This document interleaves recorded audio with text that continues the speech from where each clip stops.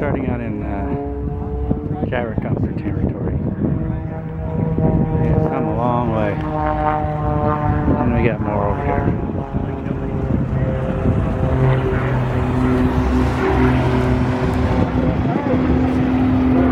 Oh Lord, $2, that's the deal.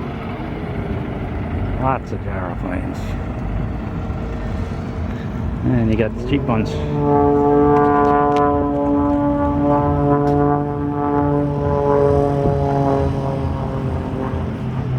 You want that wind in your face thrill ride.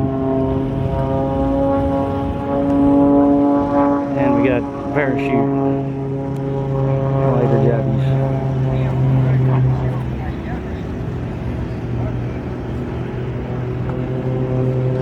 There's everything down here. Alright, lots of light sport aircraft. New smaller category.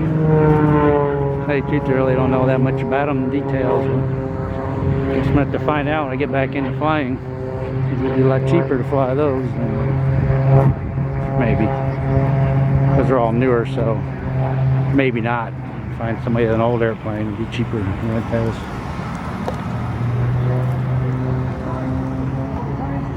Obviously, gyrocopters are a big thing. There's a whole bunch more of them.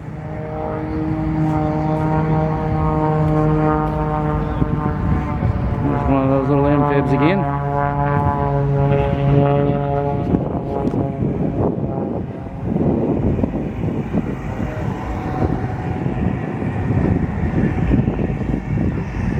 Very good. Had to learn to 75 grand. 75 grand. I'm sorry, that's nuts. Alright, keep going. Gotta stay hydrated. $2. That's the deal. Half price on the other place. Yeehaw! Pretty cool looking little toy airplanes.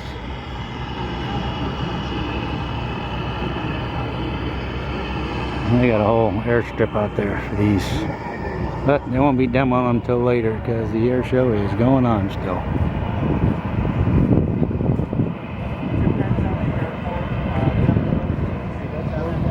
Lots of toys.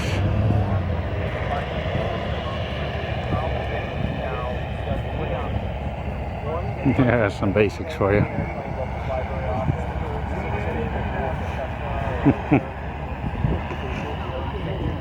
That takes some cojones to fly, huh?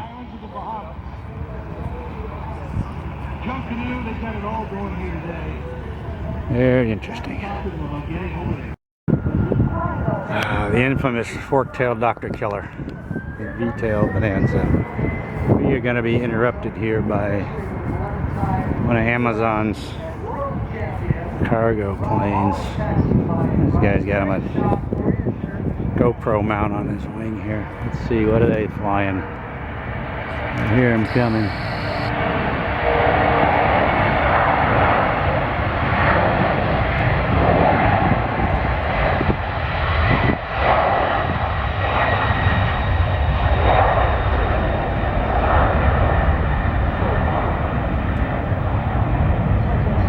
I'm not sure what that is. Tell you the truth. Oh, interesting. So these airplanes were extremely fast for what they were.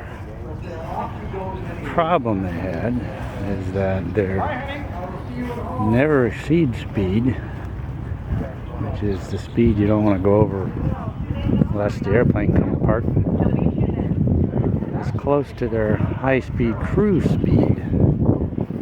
Well, what would happen if they get to their high-speed cruise?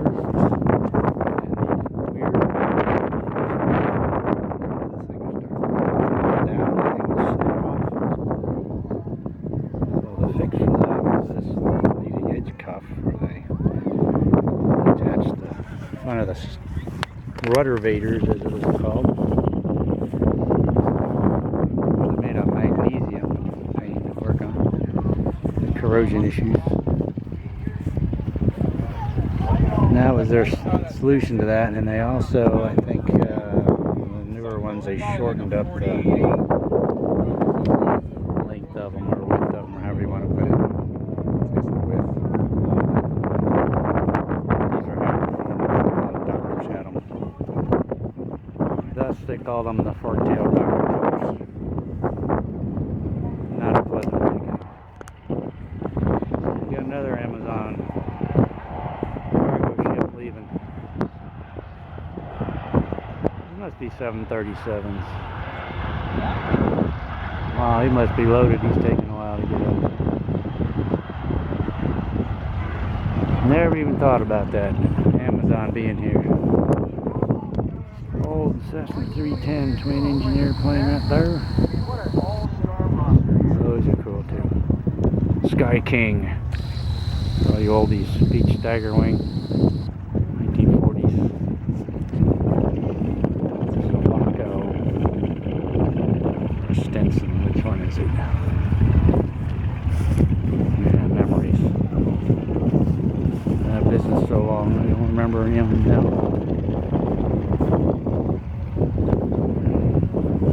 Oh, it's a Howard.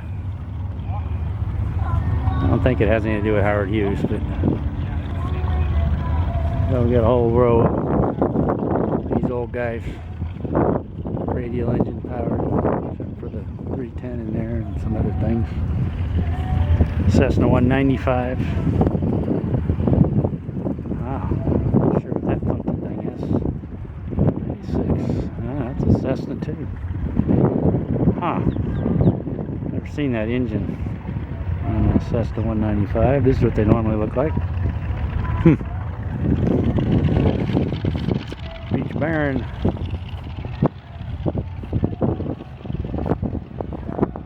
Twin Comanche. Super Cub, I guess what that is. Cessna 170 tail dragger. And a Mooney. You can tell Mooney's by that forward looking tail. Just keep walking. So I'll just park airplanes. Alright, I walked by this Piper Tri-Pacer. But I have a story. One of these confession stories where you're like, oops, I'm not going to do that again. I was taxiing these one day. One of these guys taking it back to our hangar. And for some reason I decided to kind of like sit in the middle-ish and put my feet on both sides of the console there so that my left foot was on the left side pedals and my right foot was on the right side pedals, which would have been perfectly fine. Now, these have a handbrake. They don't have any toe brakes, the old ones. You can't really see in there. But so I'm cruising down the taxiway slow. But when I wanted to turn left, for instance, and where I pushed on my left foot, it was, because I had my feet on the inside pedals, it was actually the right rudder pedal, which also turns the steering. So I pushed on the left pedal, and it started to go right, and your instinct is, oh, I'm going the wrong way, let me push harder. And I almost rolled this thing into a ditch. Took me a few seconds there to figure out, oops, and hit the brakes and stop and put myself back where I belong, put myself in the right seat, and the right seat was the left seat. Put my feet on the same side with my feet were oriented correctly. That was a oh boy moment, because that could have been a disaster, all because I was trying to do something a little trickier. Oh well, live and learn, huh? Doesn't kill you, makes you stronger. Alright, time for a Piper Comanche story. Now this is it's like a 180, maybe it's a 250 Comanche. My first aviation boss had one of these and decided to throw all these rivets, see them sticking up, off the airplane and flush rivet the airplane, making it slipperier. Also had the idea, this is when this first came out, it had this two-part foam mixed together and expands. Like, you know, that's great stuff these days. Well, that was new back then, and it came in a couple of tanks and a big spray gun, and you sprayed it inside it. So they sprayed everything inside to insulate it. And years and years, it took years and years. He had to get a special certification. get it signed off by the FAA so he could fly it, but he finally did. That airplane sat in our hangar for a long time, and we had some kittens born in the wing. Born in the hangar at least, and one of them got inside one of those wings. It's got its little head stuck in one of the lightning holes in the ribs in here. And the only way we had to cut it out, we couldn't grease him out. We had to take a die grinder, push his head off to the side, and grind out one of those lightning holes to get him out of there, which blew his eardrums out, so that cat was deaf.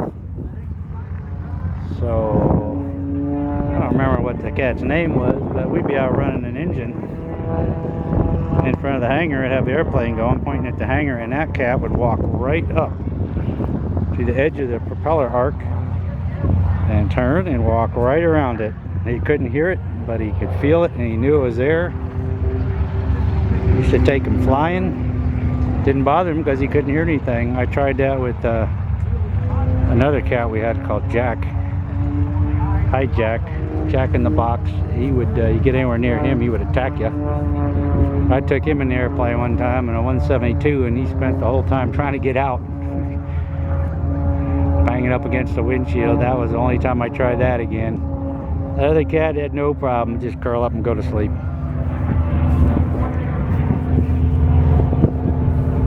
It's nice airplanes. It's a big following on these airplanes, and the owners are pretty loyal generally. Cessna 182. This is a big brother of the Cessna 172. Big characteristic of these is they're got a big engine in the front, and they're very heavy, so you got to be careful when you land these so you don't bang in the nose wheel. And very common to bend that nose gear in the firewall. You have to repair that. You got to be real careful. This has got a modified STC exhaust system. It's not stock. These this is like an SUV, still 4-seat, but you can pack a lot of weight in one of these things. Very nice flying. Venerable Cessna 132, the Ford F-150 of the Aviation. This is an 0300 version, 145 horsepower, underpowered, mid-60s, I would say. Used to fly one of these in my first aviation job. Underpowered. Did I say it was underpowered? It was underpowered. Cessna 177 Cardinal. My big. What do you call this wing? Cantilever wing? Jeez. Memory. No struts on this one. Made it easier to get in and out of. It's got great big doors on the side. Cessna 140 in its polished glory, no paint, just polished aluminum. Oldies. Oldie. And another Cessna 195. Those are the 50s. The reason I'm not filming that air show, I'm sure there'll be plenty of air show videos out there, and they're all aerobatics doing the same aerobatics. Something interesting comes out, and the jets and the warbirds start coming out. You can tell the 182 because it's got cowl flaps on it. This is an oldie, it's got the straight tail on it.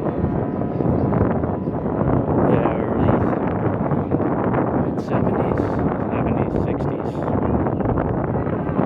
I forget. Somewhere in there. Piper J3 Cub, 1946, thereabouts. Fly these from the back seat. One of the most famous aviation cases, Cleveland versus Piper, involved one of these. A dispute between the airport owner and a guy who had his homemade camera mount in the front of his J3. The story is the guy in the airport parked a van across from the middle of the runway so that the guy couldn't take off. He took off anywhere and ran right in the side of it. Sued Piper Aircraft Corporation because it didn't have seat belts in it.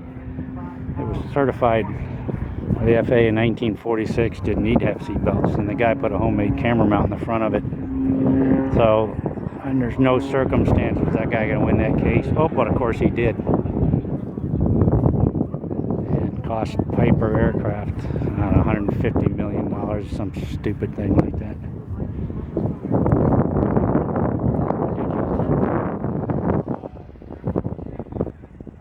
Nicely painted Mooney.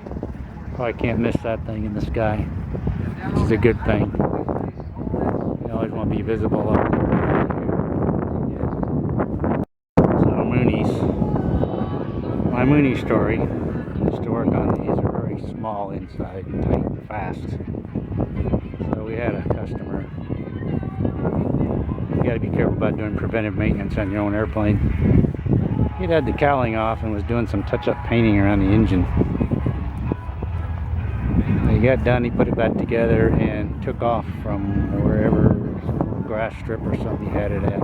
And the engine quit, and he crashed and broke his back and screwed him all up big time. It turns out he had used masking tape to cover up some parts on the engine, and either covered up the intake or got sucked into the carburetor or something of that nature.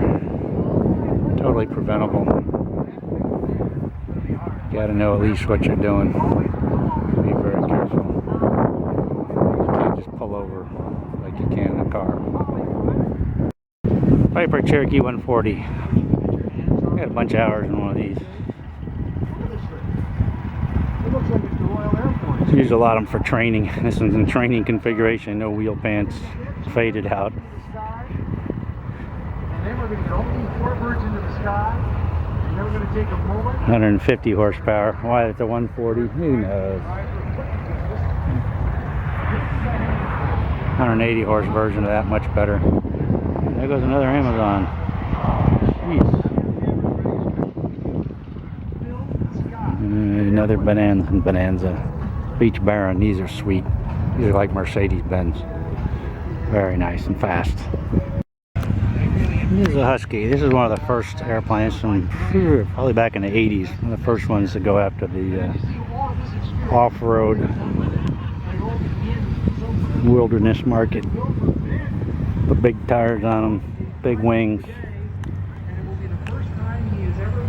good size, big engine. It's got a tank on it. That's a cargo pod under there.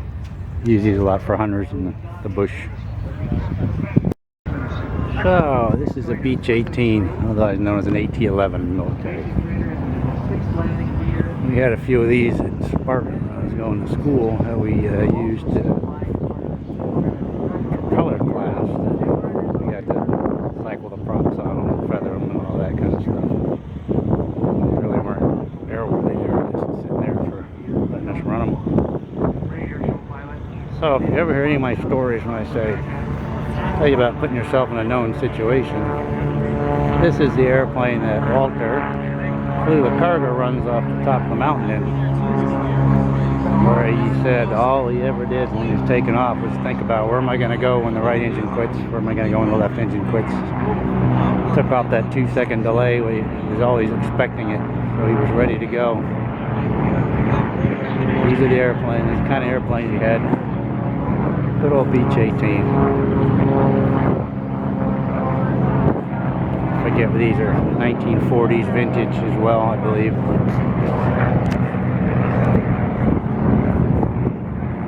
Still pretty cool. Hey, I almost think this is an RV show.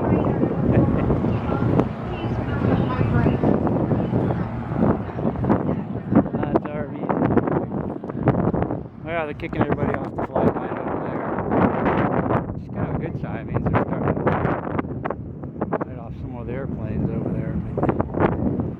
Not sure what's going on. I want to see the big boys go. At least it's cloudy out. It's staying nice and cool. Hang out by this thing here. I'll get out here and show all these old trainers are flying now.